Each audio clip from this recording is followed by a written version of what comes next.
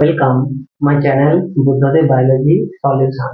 আজকে তোমাদের বায়োটেকনোলজি চ্যাপ্টারের রিকম্বিন্যান্ট ডিএনএ টেকনোলজি অর্থাৎ জেনেটিক ইঞ্জিনিয়ারিং নিয়ে আমি এসেছি।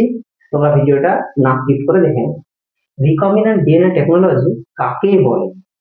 দেখো, জৈব প্রযুক্তিবিদ্যা এটা একটা শাখা, যে শাখাতে যেখানে কোনো একটি জীবের জিনকে নেবো, অর্থাৎ তাকে বলি আকাঙ্ক্ষিত জিন।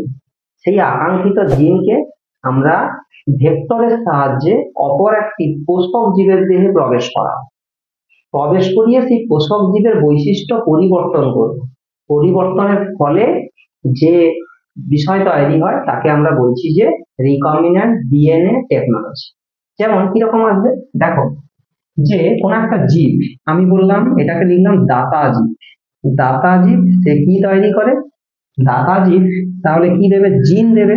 এখানে দাতা জীব হিসাবে আমি কাকে রাখছি? মানুষের মানুষের ইনসুলিন তৈরিকারী জিন। মানুষের ইনসুলিন তৈরিকারী জিন, তৈরির জিন, এইটা হচ্ছে দাতা জীব। অর্থাৎ একটা জিন নিলাম, আমি একটা জিন নিলাম, একটা ভেক্টর বলেছি, ভেক্টরের সাহায্যে। তাহলে এখানে এইটা দিলাম ভেক্টর। ভেক্টর এখানে কি রয়েছে? ই কোলাই একটা ব্যাকটেরিয়া, তার নিজস্ব ডিএনএ ছাড়া অতিরিক্ত চক্রাকার ডিএনএ থাকে, যাকে আমরা প্লাজমিড বলি, প্লাজমিড ডিএনএ। তাহলে এইটা এখান থেকে এটা নিলাম, এই যে এটা নিলাম, অর্থাৎ এটা সাপোজ ধরলাম PBR 322। এই PBR 322 কি, এর গঠন কি, এটা আমি পরের ভিডিওগুলোতে নিয়ে আসবো। এইবার এই জিন এই PBR 322 এর ভেতর প্রবেশ করে যাবে, এইটা এইখানে ঢুকে যাবে। এইখানে ঢুকে গেলে এই যে ব্লু কালিটা দেখো ঢুকিয়ে দিয়েছি, তাহলে এইটার নাম হয়ে গেল রিকম্বিন্যান্ট ডিএনএ। দেখো রিকম্বিন্যান্ট কেন? কারণ ভেক্টরের জিন রয়েছে এবং যাকে আকাঙ্ক্ষিত জিন, এর অপর নাম রয়েছে, যার নাম স্পিড জিন, স্পিড জিন বা এর অপর নাম আকাঙ্ক্ষিত জিন, ঢুকিয়ে দিলাম। এবার এইটাকে পুরোটাকে আমরা ইস্ট কোষ এখানে রাখলাম, গ্রহিতা কোষ, বা এটাকে আমরা পোষক কোষ বলতে পারি, পোষক কোষ। এই পোষক কোষ, যেমন আমরা এখানে ইস্ট রাখলাম, ইস্ট একটা পোষক কোষ। এই পোষক কোষে কি হবে? এখানকার এই পোষক কোষে সাপোজ এটা একটা পোষক কোষ, এর মধ্যে এইটা পুরোটা প্রবেশ করে যাবে, এইটা পুরোটা প্রবেশ করে যাবে। এইবার প্রবেশ করে কি হবে? এই যে ইস্টের এর বৈশিষ্ট্য পরিবর্তন হবে, এর বৈশিষ্ট্য পরিবর্তন হয়। তাহলে তখন এই টোটাল পদ্ধতিকে আমরা বলবো রিকম্বিন্যান্ট ডিএনএ টেকনোলজি। এতে একটা এক্সাম্পল কি দিতে পারি? এক্সাম্পল যেটা আমি দেখালাম তোমাদের, হিউম্যান ইনসুলিন, যার অপর নাম হিমিউলিন। তাহলে এটা আসবে হিউম্যান ইনসুলিন, অর্থাৎ কিভাবে কৃত্রিম পদ্ধতিতে ইনসুলিন তৈরি করা হয় সেই পদ্ধতি, এটারও তোমাদের সিলেবাসে রয়েছে, আমি পরে ভিডিও নিয়ে আসবো। Flavour flavour tomato, flavour flavour tomato, golden rice, golden rice, এগুলো হচ্ছে রিকম্বিন্যান্ট ডিএনএ টেকনোলজি পদ্ধতিতে তৈরি হয়। এগুলো প্রত্যেকটা সিলেবাসে রয়েছে, সব আমি পরে ভিডিওগুলো নিয়ে আসবো। নিশ্চয়ই জায়গাটা বুঝতে পেরেছো? তাহলে কি বোঝালাম? যে দাতা জীব মানে কোন জিনকে, আকাঙ্ক্ষিত জিনকে ভেক্টরের সাহায্যে পোষক জীবে প্রবেশ করাবো, প্রবেশ করালে পোষক জীব তার বৈশিষ্ট্য পরিবর্তন হবে।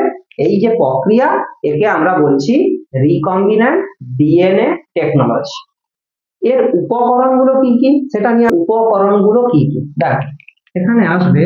তাহলে উপকরণ মানে কম্পোনেন্ট, উপাদানগুলো কি কি থাকবে? এর দাগের উপাদান হচ্ছে এখানে কিছু এনজাইম থাকবে, এনজাইম থাকবে। কি কি এনজাইম থাকবে সেটা আসছি।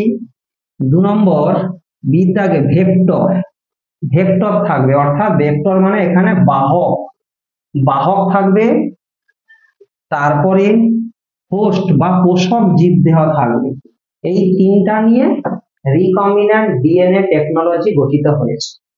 দেখো এনজাইম গুলো কি কি, যেমন RE এনজাইম, RE উৎসেচক, যার অপর নাম রেস্ট্রিকশন এন্ডোনিউক্লিয়েজ উৎসেচক। রেস্ট্রিকশন এন্ডোনিউক্লিক উৎসেচক আমি নেক্সট ভিডিওতে থাকবে উৎসেচক নিয়ে। যেখানে লাইগেজ একটা উৎসেচক, লাইগেজ, যেখানে থাকবে reverse transcriptase, reverse transcriptase, reverse transcriptase, আরো হবে ট্যাগ পলিমারেজ, ট্যাগ পলিমারেজ। তাহলে এই উৎসেচকগুলো, এই টেকনোলজি এছাড়াও আরো এনজাইম রয়েছে, সেগুলো পরবর্তীকালে ভিডিওগুলোতে থাকবে। ভেক্টরগুলো কি কি? যেমন প্লাজমিড, প্লাজমিড একটা নাম, পিবিআর 322, বহুল ব্যবহৃত প্লাজমিড, সব থেকে বেশি ব্যবহৃত হয়। কসমিড, ফাজমিড, আরো অনেকগুলো উপাদান রয়েছে। পোষক দেহ কি কি থাকবে? ব্যাকটেরিয়া, এস্চেরিচিয়া কোলাই, ইস্ট, এগুলো মোটামুটি রিকম্বিন্যান্ট টেকনোলজির উপাদান। এর রিকম্বিন্যান্ট টেকনোলজির ধাপ নিয়ে আমি আলাদা একটা ভিডিও রাখবো, তোমরা সকলের সঙ্গে থাকো এবং চ্যানেলটিকে সাবস্ক্রাইব করবে, লাইক কমেন্ট করবে। Thank you.